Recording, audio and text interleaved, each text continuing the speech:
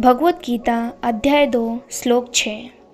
न चैतद्विद्मा कतरन्नो गरीयो यद्वा जयेयं यदिवानो जयेयु यानेव हत्वा न जिजीविषाम तेव स्थिता प्रमुखे धार्तराष्ट्रा।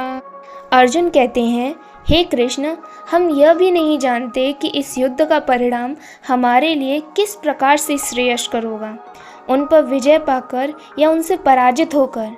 यद्यपि उन्होंने धृतराष्ट्र का पक्ष लिया है और अब वे युद्ध भूमि में हमारे सामने खड़े हैं, लेकिन फिर भी उनको मारकर हमारी जीवित रहने की कोई इच्छा नहीं होगी।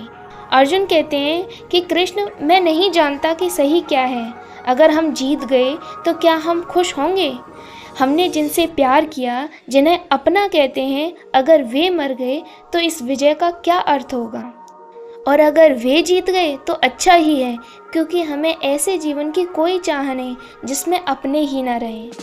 यहाँ अर्जुन का मन पूर्ण भ्रम और नैतिक असमंजस की स्थिति में पहुँच गया था, और यही वो क्षण है जब मनुष्य कर्तव्य और भावना के बीच फंस जाता है, जहाँ न जीत सुकून देती है न हार शांति।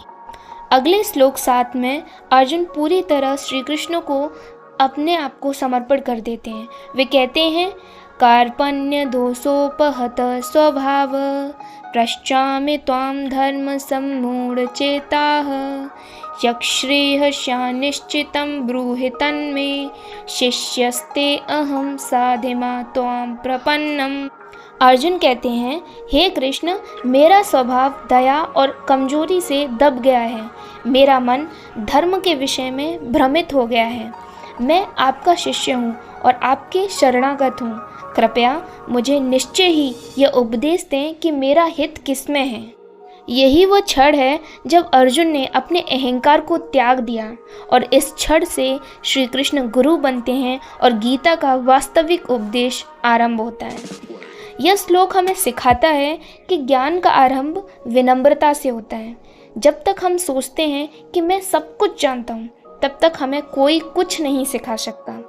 अर्जुन की तरह जब हम स्वीकार करते हैं कि मुझे नहीं पता, मुझे सीखना है, हम ये एक्सेप्ट करते हैं, तभी हमारे भीतर सच्चे ज्ञान का द्वार खुलता है।